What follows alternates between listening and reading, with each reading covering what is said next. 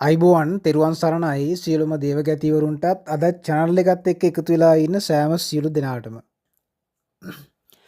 මීට කලිනුත් මම මේ වගේ වීඩියෝ ඉදිරිපත් කරලා තියෙනවා. නමුත් පැමිණෙන මේ දේවගැත්තන් ගත්තාම ඔවුන්ට තියෙන ලොකුම ප්‍රශ්නයක් තමයි මේ මාර තර්ජන සහ මාරයාගෙන් බලපෑම. ඉතින් මේක නිසාම අදත් පොඩ්ඩක් වීඩියෝ එකකින් ඔබව දැනුවත් කරන්නට කියලා තමයි ලෑස්තිය. අදත් අවසානයේ දක්වා වීඩියෝ එක ශ්‍රවණය කරන්න කියලා හැමෝගෙම ආදරයෙන් ඉල්ලා සිටිනවා. ඉතින් මේ කාල සීමාවේ කොහොමත් අසුර ශක්තිය වැඩි නිසාම ඔබ මේ කතාව ඇහුවයි කියලා පාඩු වෙන එකක් නැහැ. ඉතින් ඒක නිසා අදත් ඔය නිවැරදි වරංගමනක් කියන්නට කැමති දේව පීඨක් ලබාගෙන විශ්වයේ තොරතුරු රැස් කරගෙන গুপ্ত විද්‍යාව හදාරමින් ඒ වගේම යම් කිසි දෙයක් මේ රටට ලෝකයට තමාගේ අවට ඉන්න පුද්ගලයන්ට කරන්නට වෙරදරන සෑම සියලු මිනිස්සුන්ටම තමයි අද වීඩියෝ එක ඉදිරිපත් කරන්නේ. ඉතින් මේ මාර උගුල් වලින් ගැලවෙන්නට අනිවාර්යයෙන්ම ඕන ඉදිරියටත් ඒ උගුල් වැඩි වෙනවා මිසක් අඩු වෙන්නේ නැහැ. ඔබට මේ කාල සීමාවේ දකින්නට ඇති මිනිස් ජීවිත කීයක්නම් අපාතරින් අකාලයේ මියදුනාද. ඉතින් ඒක නිසාම ඔබට මාස 3ක කතාවකුත් මම කලින් කියලා තියෙනවා. ඒතකොට දැන් මාස 3 තාම මාසයක් ගියේ නෑ. ඉතින් වෙන වින්නැහිය, විනාශය, මිනිස්සුන්ට වෙන කරදර, දුක්, අඳෝනා. ඉතින් බොහෝම දෙයක් ඔබට අහන්නට දැන් සිද්ධ වෙලා ඇති. ඉතින් විතකදී නම් මේ ගොඩක් දරුවෝ මේ ස්ථානට ආපු දරුවෝ ඒ වගේ අයව මම දැන් තමන් කුසලයේ පිහිටවන්නට වැඩ කටයුතු සූදානම් කරලා තිනවා. ඒගොල්ලෝ මේ වැඩ කටයුතු පටන් අරගෙන තිනවා. ඉතින් අර හිතාගත්තවත් නැති අවස්ථාවක හිතාගත්තවත් නැති තැනකට ඇවිල්ලා ඔවුන්ගේ ජීවිත ඔවුන් සාර්ථක කරගන්නට පෙළඹෙනවා. ඉතින් ඒකම තමයි වෙන්නට ඕන. කිසිම ලාභ ප්‍රයෝජනයක් නෙවෙයි අවශ්‍ය වෙන්නේ. ඔබගේ ජීවිත ඔබ පරිස්සම් කරගන්නට ඕනේ. මනුස්සාත්මයක් ලැබුණා. ඒ ලැබුණ මනුස්සාත්මය හරියට ජීවිතේ විඳවන්න නැතුව විඳලා කාටවත් කරදරයක් නැතුව අතපාන්න නැතුව ජීවත් වෙලා සැහැල්ලුවෙන් මරණයටපත් වෙලා ඉහත සුගතිය කරා යන්නට තමන් අදිෂ්ඨානයෙන් කටයුතු කළා නම් මම හිතන්නේ වාට ලැබුණ මනුස්සාත්මය හොඳට ගත කළා කියන තැනට එන්නට පුළුවන්. ඉතින් ඒක නිසාම අදත් වීඩියෝ එක අවසානයේ දක්වා අසා සිටින්න මොනවද මේ කියන්නේ. ඔයාලට මතක ඇති මම කලිනුත් හැමතිස්සෙම කියන කතාවක් තමයි ඔබගේ යටිසිත. ඔබගේ යටිසිත තාමත් ඔයා නොහඳුනනවා. හඳුනන්නේ නැත්නම් ඔයාට මායාවෙන් ගැලවෙන්නට හැකියාවක් නැහැ. මොකද මේ මායයා ඔබ නිදියන් ඉන්න නිදි පැදුරටද නිදි යහනටද පැමිණෙනවා. ඉතින් මේ පැමිණිලා මොකද කරන්නේ? ඔබට සිහිනෙන් හරි ඔහුගේ ක්‍රියාව කුමන යම් ක්‍රියාවක් වුණත් ඔබට සිදු කරන්නට පුළුවන්. මොකද අපි නිදිය ගත්තට අපේ කය නිසල්මන්ව තිබ්බට අපගේ යටි සිත අවදියෙන් තියෙන්නේ. පැහැදිලිද ඔබට?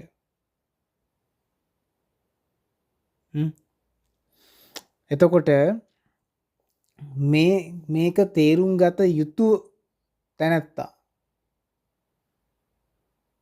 මේ මාර උගුලෙන් ගැලවෙනවා. මේක නොතේරෙන තැනැත්තා හැමදාම මාරයා සමග තමයි ජීවත් වෙන්නේ. ඉතින් මාරයා අපේ ජීවිතෙන් ඈත් වෙන්න අර දේව පිහිට, දේව ශක්තිය, සුඛ විහරණය අපට ලැබෙන්න ඕන දේවල් පෙර පාපී කර්ම ක්‍රියා දුර්වලා යන්නට පටන් ගන්නවා. ඉතින් ඒක නිසාම මේ පාපී මාරයාගෙන් බේරෙන්නට ඕනේ ඔබ. එදා බුදුරජාණන් වහන්සේ ගොඩක් කරුණා සමාපatti ගුණයෙන් බොහෝ දෙනෙක්ට උපකාර කළා. සතුන් දමනය කළා. කොහොමද මේවා කළේ? තමාගේ තිබෙන ඕරා ශක්තිය. ඒතර ඕරාව කොහොමද හැදුන්නේ? නිර්මාණය වුණේ කොහොමද? තියෙන උතුම් වූ ඒ ගුණය, ඒ උත්තරීතර වූ බුදු ගුණය නිසා. එතකොට තමන්ටත් පුළුවන් නම් තමාගේ ගුණගරුක භාවය වැඩි කරගන්නට මායාවෙන් බොහෝ බේරෙන්නට හැකියාව තියෙනවා. ඉතින් මේ කියන්නට යන කතාව වරම් දරුව විශේෂ කරලා කියන්නේ. ඒකට හේතුව තමයි ඔය වරම් තියෙන සුද්ධ වරම්ලාභීන් නිතර ඔය මායාවේ උගුල් වලට ලක් වෙනවා. ඉතින් මම එක එක කරුණු ඔබට ඉදිරිපත් කරලා තියෙනවා මීට කලිනුත් වීඩියෝ එක. නමුත් දැන් මේ අලුතෙන් මේ channel එකට පැමිණෙන set එකට ඔය කලින් වීඩියෝ හොයාගන්නට බැරි වෙලා තියෙනවා. ඉතින් ඒක නිසා ඔවුන්ටත් මේ වීඩියෝ එක උපකාරයක් වේ යන්න හිතලා තමයි අද කතා කරන්නේ. ඉතින් ඔයා සුද්ධව ගමනක් යන්නට පෙළඹෙන අවස්ථාවේදී මතක තියාගන්න දැන් ඔයා සාමාන්‍යයෙන් රාග දේශ මොහ වැළඳගෙන මේ මනුස්සාත්මේ ඉපදිලා ටිකක් තේරෙන කාලේදී ඔබ ඒ දේවල් වලින් ඈත් වෙන්නට පුරුදු පුහුණු කරගන්න ඔබ. ඔය යන ගමනේදීනේ වරුණුත් එන්නේ. ඒකට හේතුව තමයි තමන් පින්වන්ත වෙනකොට බලවන්ත වෙනකොට ඉෂ්ට දේවතා ශක්තිය නිර්මාණය වෙනකොට පෙර අකුසල් දුරු වෙනකොට ඔයාට ඔන්න පිහිටක් කියලා යම් යම් බලවේග තමන්ගේ ශරීරගත වෙන්නට උත්සාහ කරනවා. තමන් අවට සැරිසරන්නට උත්සාහ කරනවා. මොනියම් ආකාරයකින් හරි සංසාරගත ඥාතියෙක් පැමිණෙන්නට නියමිතයි. පැමිණෙනවානේ.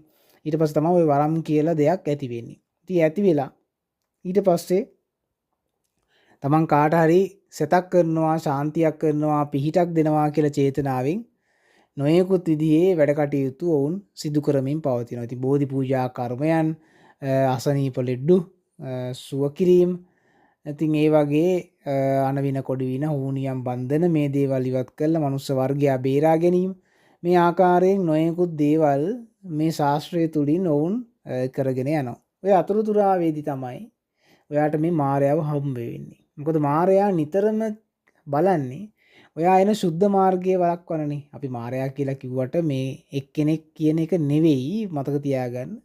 අපි හඳුන්වන්නේ දැන් ඔය විශ්වයේ තියෙන ශක්තිය, මාර ශක්තිය ගැන තමයි මේ කතා කරන්නේ. එතකොට මේකට එක්කෙනෙක් කියලා කියන්න බෑ. ඔබට අහිතකර බලපෑම් එල්ල කරන සියලුම අය මාර නියෝජිතයෝ. එතකොට මේ මාර නියෝජිතයෝ කුමන වේශයකින් හෝ ඔබට එන්නට පුළුවන්.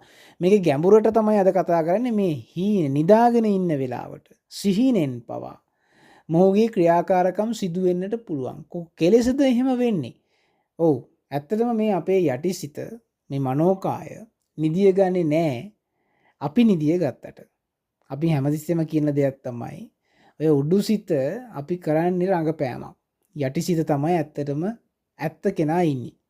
ඉතින් මේ ඇත්ත කෙනා නිින්දටපත් වෙන්නේ නැහැ. එයා කොයි වෙලෙත් අවදියෙන් තමයි ඉන්නේ. ඉතින් ওই අවස්ථාවක තමයි ඔයාට මායя බ්ලේම් එක දාන්නේ. එහෙම නැත්නම් තර්ජනේ ඉදිරිපත් කරන්නේ. ඉතින් ඔයාට පුළුවන් වෙන්නට ඕනේ ඔබගේ සිහිය නිදියගෙන ඉන්න අවස්ථාවේදීත් නිවැරදි සිහියක් බවට පත් කරගෙන තියාගන්න. ඕක තමයි හැමෝටම කරන්න බැරි දෙය.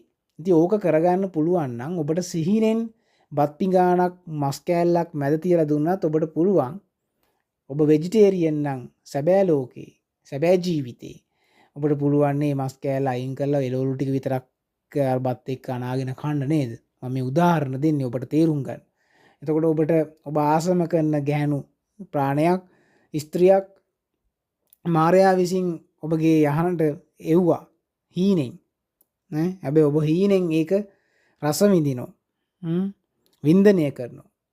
ඔබට හැකියාවක් තියෙන්නට ඕන මේක එපා කියලා ප්‍රතික්ෂේප කරන්න. අන්න එතකොට තමයි ඔබගේ යටිසිත ඔබ අවදි කරගත්තා වෙන්නේ. සහ ඔබ සිහිනුවණින් ජීවත් වුණා, සිහිනුවණින් සිටියා කියන එක තේරුම් යන්නේ. දැන් අද කාලේ නම් මේ හීනයක් දැක්කමත් බය වෙන මිනිස්සුනේ ඉන්නේ. එතකොට ඔවුන්ගේ යටිසිත සහ මේ නිවැරදි සිහිය කියන එක කොහෙ පිහිටුවාලද කියලා ඉතින් හිතා ගන්න පුළුවන්. ඉතින් ඔන්න ඕක තමයි කතාව. ඕක කරගත්තේ නැතිනම් ඔබට එන ප්‍රහාර මෙපමණයි කියන්න බෑ. ඔබගේ ජීවිතයේ කොතනද වරදින්නේ එතන මායя සිටිනවා.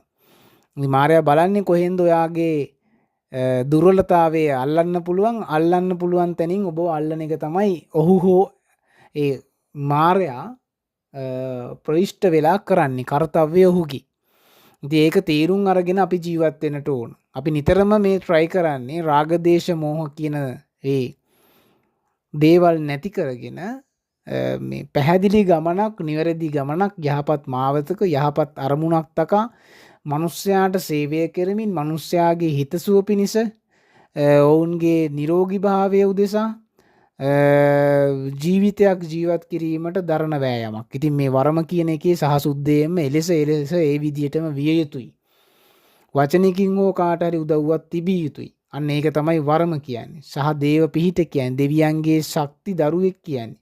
ඉතින් ඒක නිසාම අන්න එහෙම තත්ත්වයක් උදා කර ගන්නට මේ මායя සෑහෙන වද හිංසා බවට පත් කරනවා.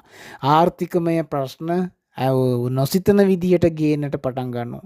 එහෙමත් නැත්නම් ලෞකික ජීවිතේ කවදාකවත් නොසිතූ පැතූ අන්දමට තමන් ආසම කෑම භෝග ඊට පස්සේ තමන් ආසම විදියට කර්මාන්ත ව්‍යාපාර තමන් ආසම විදියට මුදල් හදල් තමන් ආසම විදියට තමාගේ ලෞකික ජීවිතය ගත කරන්නට ස්ත්‍රී පුරුෂ සංසර්ග මේ වගේ දේවල් ඇති කරමින් මොහු නිතරම කරන්නේ ඔබගේ තිබෙන රාග දේශ මොහ කියන ඒ දේවල් උත්සන්න කිරීම ඔබට යටපත් කරගන්න බැරි මානසිකත්වයක් නිර්මාණය කිරීම. ඉතින් ඔන්න ඕක තමයි මාර බැම්ම. ඉතින් ඕකෙන් නිදහස් වුණ තැනැත්තාට තමයි දෙවියන්ගේ පිහිට දේව ආකර්ෂණය දෙවියන්ගේ සත්‍ය ගමනක ඉදිරියක් දකින්නට පුළුවන් වන්නේ. එහෙම නැත්නම් ඔයා අනිවාර්යයෙන්ම එතන හිර වෙලා ජීවිතේ එක තැන නතර කරගෙන ජීවිතේ ගොඩක් දුක් විඳින්නට පටන් ගන්නවා. ඉතින් ඕක තමයි මේ කියන්නට අදත් උත්සාහ කළේ. ඉතින් සමහර වරම් දරුවෝ ඉන්නෝ වරම නිසාම නැත්තර නැති වෙනවා. මොකද හේතුව වරමක් තියෙනවා මට කියලා උත්පාදනය කරගන්නවා තෘෂ්ණාවක් මාන්නයක් උද්දච්චකමක්. ඕක නිසාම යාය වරන් හදන්න කී දේවාල ගාන යනවා. දන්නේම නැහැ තමාගේ තිබෙන්නා වූ සබ්බ සකල මනාවම නැති කරගෙන ජීවිතයේ අන්ත අසරණ බවට පත් වෙනවා. තමන්ගේ පවුලත් නැති කරගන්නවා, ආදරය කරන මිනිස්සුත් නැති කරගන්නවා, ළමයි දරුමල්ලෝ මේ සියලු දේම නැති කරගෙන තමන් ළඟ තිබ්බ කීයක් හරි තියෙනවා නම් ඒකත් නැති කරගෙන අන්තිමට ඇඳිවත විතරයි කන්න බොන්නවත් විදියක් නැහැ. ඒ වගේ පිරිස ඕන තරම් මම මේ කාල සීමාවේදී මේ අවුරුදු 7-8ක කාල සීමාවේදී මම දැක්ක දේ. ඉතින් අදටත් ඒ දේවල් ඒ විදිහටම වෙනවා. ඉතින් ඒක නිසා මේ මාර බැම්මෙන් නිදහස් වීම නම් ඔබගේ වරම් ජීවිතයේ සැබෑවටම ඔබට බලා ගන්නට පුළුවන් ශක්තිමත් ගමනක් බවට පත් වෙනවා. එහෙම නැත්නම් ඔබ අඳුරේ අතපත ගන්න සාමාන්‍යයෙන් අන්ධ මානසිකත්වයෙන් නැත්නම් ડિප්‍රෙෂන් පිස්සු මානසිකත්වයෙන් දුවන විකාර මානසිකත්වයෙන් දුවන කෙනෙක් බවට පත් වෙන්නට බොහෝ ඉඩකඩ තියෙනවා. ඉතින් ડિප්‍රෙෂන් මානසිකත්වයේ හැදුන මිනිස්සුද සෑහෙන ප්‍රමාණයක් මේ වරම් ජීවිතවල දේවගතිකම් කරන මිනිස්සු මම දැකලා තියෙනවා. ඉතින් ඒක නිසා එහෙම තත්වයකට ඔබ පත් වෙන්න අවශ්‍යතාවයක් නැහැ.